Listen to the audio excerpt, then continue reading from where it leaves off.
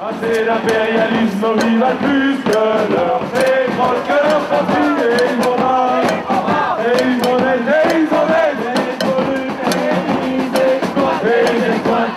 C'est le barbarie, c'est l'impérialisme, ils valent plus que leur pétrole, que leur profit, et ils vont mal, et ils vont l'aide, et ils polluent, et ils exploitent, et ils exploitent.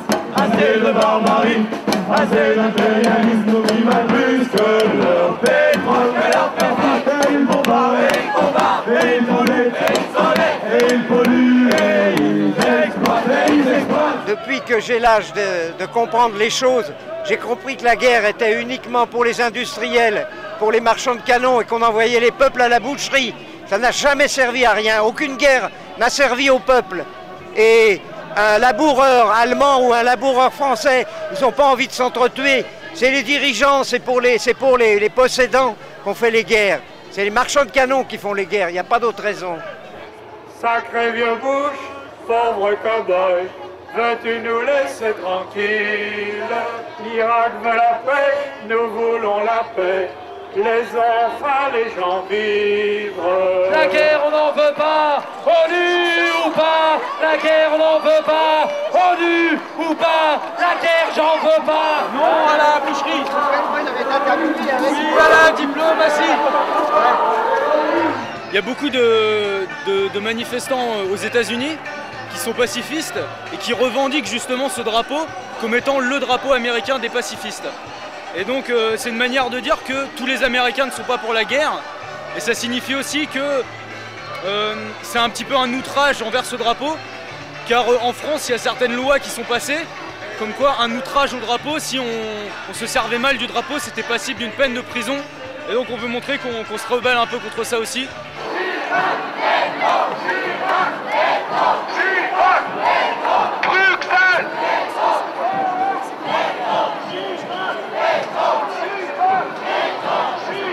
Je suis assez pessimiste après avoir été optimiste toute ma vie. J'arrive à la fin de ma vie et j'ai peur que l'humanité soit conçue pour la guerre. C'est quelque chose qui me rend malade. Je crois que dès qu'il y a eu 2 hommes sur la Terre, ils se sont entretués et je crains que, à part une évolution considérable des sociétés, c'est une chose qui n'est pas près d'être finie, parce qu'il y a toujours le désir d'avoir le pouvoir, de dominer qui est en l'homme, et ça c'est une chose épouvantable. Enfin, sur l'état actuel du monde, ça me fait très peur ce qui se passe. Parce que on se demande dans quel monde vont vivre nos enfants. Là, le monde il tourne pas très rond, quoi. Donc il faudrait peut-être essayer de réfléchir à pourquoi. Et là, on pourrait peut-être trouver les réponses qu'on cherche. Il faudrait que ce soit une prise de position universelle. Il faudrait que tous ceux qui éduquent la jeunesse leur apprennent l'horreur de la guerre. Alors qu'en réalité, on leur apprend la guerre comme étant des héros, des choses comme ça. Alors que c'est pas du tout ça. Les véritables héros, c'est pas ceux qu'on nous fait voir. C'est ceux qui luttent pour la paix.